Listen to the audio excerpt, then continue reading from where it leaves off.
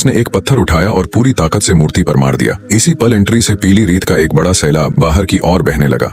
ये देखकर उन्हें फौरन समझ आ गया कि कुछ बड़ा होने वाला है, इसलिए उन्होंने भी पत्थर उठाए और मूर्तियों पर जोर जोर से मारने लगे। जैसे जैसे पास की मूर्तियां हटती गईं, ग्रुप ने डर के मारे ऊपर देखा और पाया कि सदियों पुराने पत्थर के बड़े बड़े खंभे हिल रहे थे और तेजी से अंदर की ओर खसक रहे थे। हर टक्कर के साथ जमीन जोर से कांपने लगी और अचानक उनके पैरों के नीचे का फर्श गायब हो गया, जिससे वो सभी सीधे एक गहरे गड्ढे में गिर पड़े। जब वो नीचे पहुंचे तो उन्होंने खुद को मशहूर गोल्डन फोर्ट्रेस के अंदर पाया। उन्हें कुछ समझने का मौका भी नहीं मिला कि तभी उनके पैरों के नीचे बनी सीढ़ियां तेजी से अंदर की ओर खसकने लगी। सभी घबरा गए और बिना सोचे समझे नीचे की ओर भागने लगे, लेकिन सीढ़ियां बहुत तेजी से पीछे हट गईं और आखिरकार वो गिर पड़े। पानी के बहाव के साथ बहते हुए वो आगे बढ़े और कुछ देर बाद उन्हें एक रहस्यमयी पुरानी गुफा मिली। जैसे ही वो गार के अंदर गए, अपने सामने का नजारा देखकर सब हैरान रह गए। पूरी गार अनगिनत पुरानी और कीमती चीजों से भरी हुई थी। सोना, चांदी और जवाहरात फर्श पर बिखरे पड़े थे, लेकिन उनके पास खड़ा बूढ़ा आदमी बिल्कुल शांत और बेफिक्र दिखाई दे रहा था। वो धूल से ढके एक पुराने दरवाजे के पास गया और अपने पास से एक चमकती हुई क्रिस्टल बाल निकाली। कहानी के मुताबिक यही क्रिस्टल बाल सोने के किले की चाबी थी। उसने दरवाजे पर बने एक खास खांचे को गौर से देखा और फौरन समझ गया कि क्या करना है। आहिस्ता आहिस्ता